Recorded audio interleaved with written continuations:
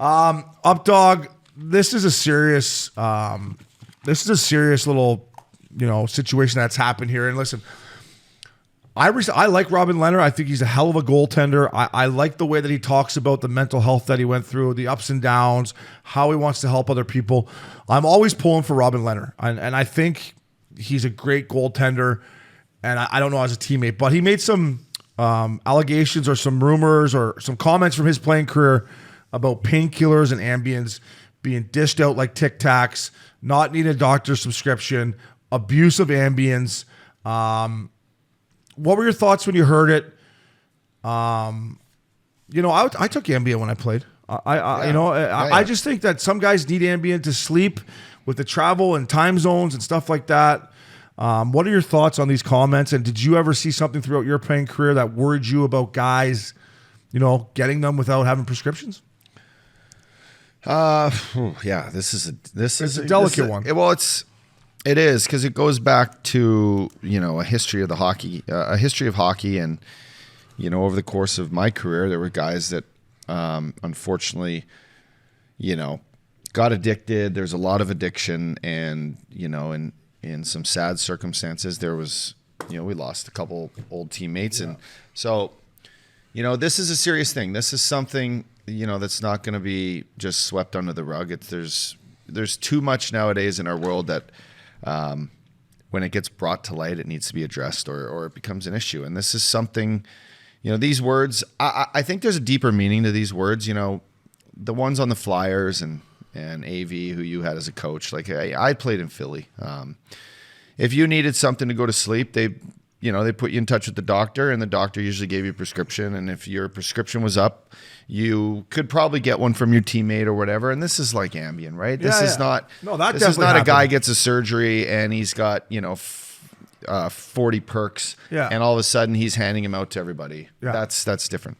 But the more I look into the situation, I think Robert Lehner's rant is more to put power back into players' hands and give players a voice, and in this case, like a younger guy, like Obes, I was a young guy in Nashville, and I literally got put down a path with these injuries, and I couldn't say shit. I couldn't go get a second opinion. I was forced to get surgery, and then I was basically, in the dressing room asked, and Poyle came up to me and asked me if I wanted to, can you play? It's been 4 weeks. Are you back ready to go? And, I had a torn PCL at the time, and I'm like, you know what? I've been feeling pretty good, and I've been skating by myself. Like, yeah, I'll play if you need me. He's like, listen, guys have gone down. We could use you. Yeah. I'm like, okay, let me skate today, and I'll tell the trainer how I feel. So anyway, I skate. Trainer's like, how do you feel? I'm like, I feel pretty good. And then, okay, go see Poyle in the office. And I go see Poyle, and he sends me down to the minors, basically telling me to my face that he needs me because guys are hurt. And then I tell him I'm ready, and I go down to the minors. The next game in the minors, after traveling all day, I go get dressed. In the first period, I take a face off. I was a centerman. I take a face off. I try to step by the guy. My knee just blows again. I was not ready to play. It didn't even hit my benchmark of where I should have, been. And now I'm like a 20-year-old kid now with a knee that should have been fucking looked at better and, given better treatment. Instead, I was, put in a position to make a call as this young 19-year-old without an agent acting on my behalf, without a second opinion. And it hurt me. It hurt my career. I had the same knee ruin, my chance playing for the Oilers at the end of my career, which, had I maybe had a different opinion. So I look at these comments, and to me, I think dinosaur, like the term dinosaur, hashtag Philadelphia Flyers dinosaur. It's like, will this ever change? Will this ever be something that a young kid is not going to go down a bad path, and he'll have the right to say, like, no, I'm getting this surgery. I'm not taking these pills, because I have a concussion and I have headaches. Like, I don't want to take these pills, whatever.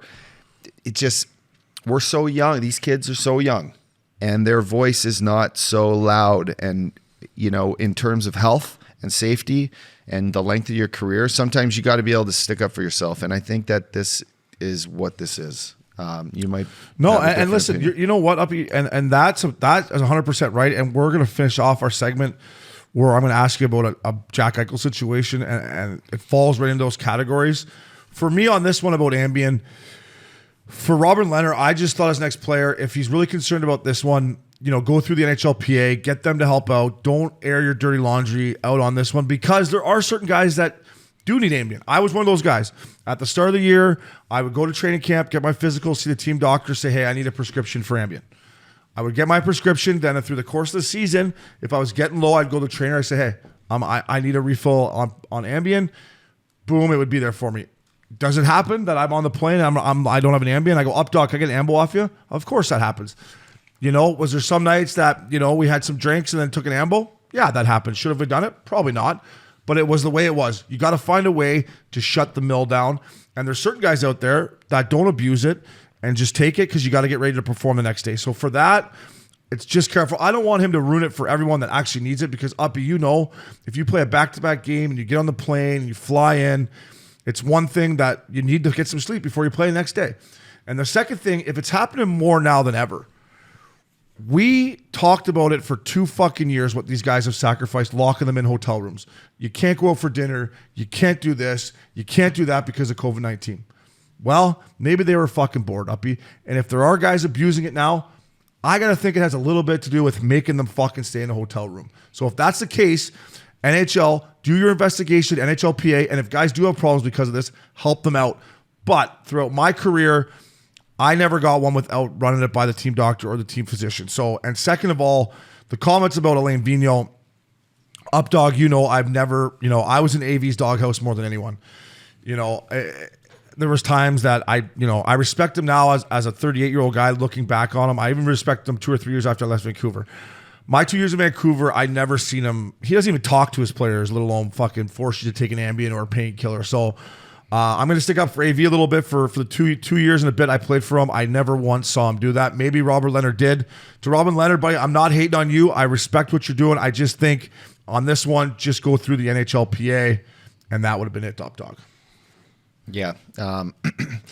But I think that the comments to AV are, to me, coming from Nolan Patrick, who's a new young kid on his team, who probably told him some stories about what's going on and why he struggled in Philly.